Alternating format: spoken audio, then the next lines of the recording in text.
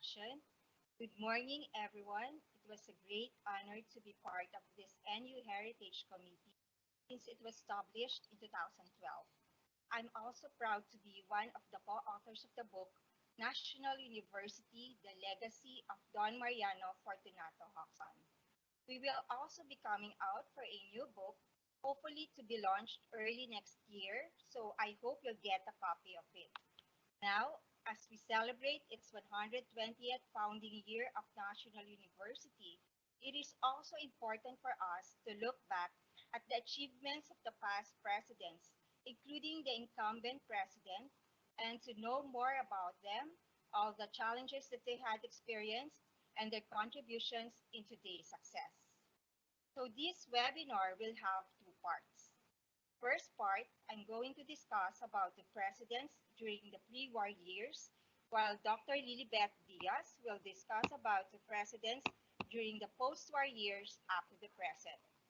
So to start with, we have Cabilo Acias. He served as NU president from 1921 until 1936. He was 32 years old when he became the first president of National University, and he was installed as NU president at the Grand Opera House, which was then the Manila's largest auditorium, and it was attended by government leaders and representatives of higher institutions. Osias accepted the offer of the founder because he believed that as president of National University, he could put into action his educational philosophy. He introduced the concept of dynamic Philippinism as guided by three principles, namely nationalism, democracy, and internationalism, which I will not dwell too much on it because it was already discussed in the previous webinar as presented by Dr. Nani Garcia.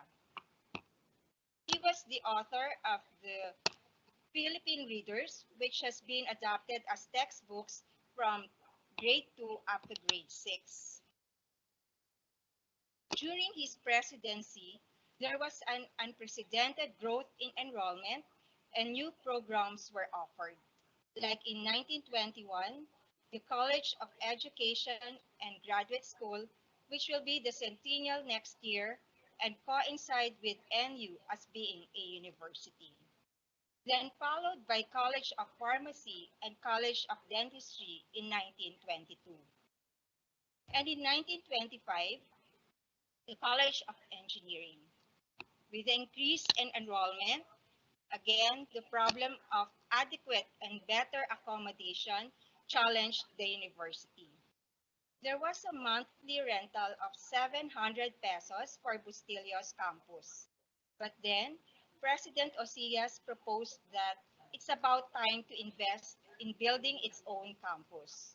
So the founder acquired a parcel of land located at number 303 Lipa Street, or where it is located right now in Sampaloc, Manila. With a loan of 100,000 pesos, an administration building with classrooms and an auditorium were first built. The main building was laid on August 1, 1924, and later on, separate dormitories for men and women called national halls were constructed. Since the founder is conservative in his business affairs, the loan was paid in 6 years instead of 10 years. When Philippine Association of Colleges and Universities, or PACU, was organized in 1933, Osias was the first elected president. He was also elected to the Philippine Senate in 1925 and chosen as resident commissioner to the United States House of Representatives to work for Philippine independence in 1929 until 1935. He was also a member of the 1934 Constitutional Convention and of the 1935 National Assembly. The enrollment continued to increase, and it was during this period of remarkable growth for the university that founder Mariano F. Hoxon died on March 17, 1928. For the first time, no commencement exercises happened. After his death, the founder's role as controller was taken over by his wife, Doña Miguela. In view of President Osia's duties to our country, he has chosen then Dean of Education to continue his work as acting president because officially President Osias ended his term in 1936.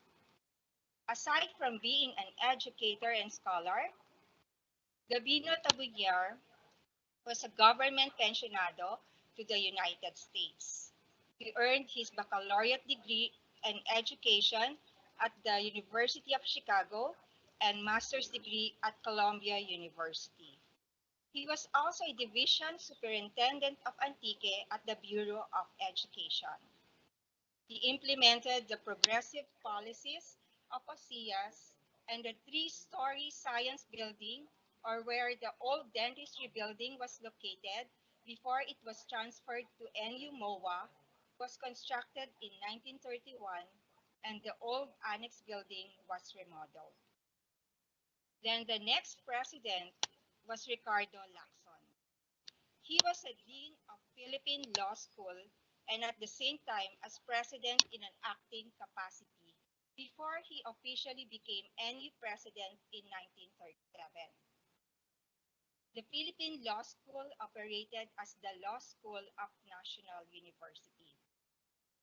The growth in National University, as evident by the increase in enrollment, the Hoxton family had encouraged to invest in real estate and in the expansion of instructional facilities.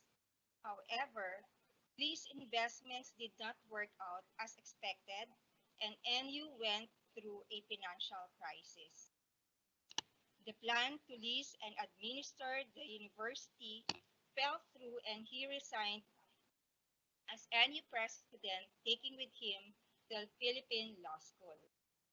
Like his predecessor, Florentino Caico was a government pensionado to Indiana State University, where he gained membership in the Honor of Society Phi Beta Kappa and earned his master's degree at Columbia University. When he returned to the Philippines, he became assistant superintendent of city schools and lectured at the University of the Philippines at the same time. When President Lacson had resigned and was compelled by the financial difficulties, the Hoxton family decided to have the university leased to Florentino Caico. He laid out a financial recovery plan and addressed the improvement of the quality of instruction and the welfare of the faculty and the student body.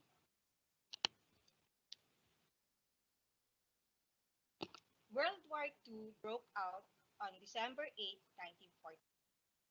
National University closed her doors for the duration of the Japanese occupation of the Philippines.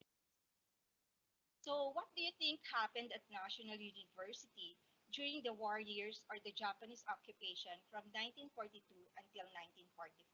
Let's find out.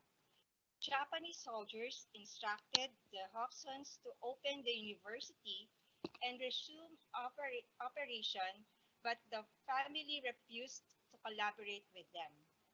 When the Japanese commander learned of this, sent a subordinate officer to immediately evict the Hoxton family from the compound.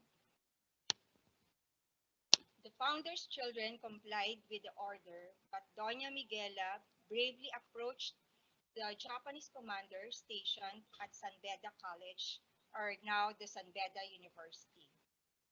The Japanese commander gave her 2 weeks to prepare the campus for the occupation of the Japanese. The next 2 weeks saw the entire Hoxton family, from oldest to youngest, work from early morning until 10 in the evening to save what they could. First, the school records were stowed away in the annex building. They removed room partitions, transported chairs, tables, and shelves to safe places, removed electrical switches and bulbs, and disconnected the wiring, removing even toilet fixtures and windows. After 2 weeks, the Japanese military forces occupied the campus. The main building became a factory for the uniforms of the Japanese Imperial Navy. The Law and Commerce Building became a factory for the preparation of medicine from local raw materials. The elementary building was converted into food storage, and the science building was used for the manufacture of ampoules for injections and tiki-tiki. The Hodgsons remained in their homes within the campus. The family was forced to sell some of their personal property so that they could live without collaborating with the Japanese. Then Manila was liberated by the joint American-Filipino forces from the Japanese forces in March 1945. A few months later, National University reopened its doors. So here are the references that I used. And that ends my presentation. So thank you very much and have a nice day.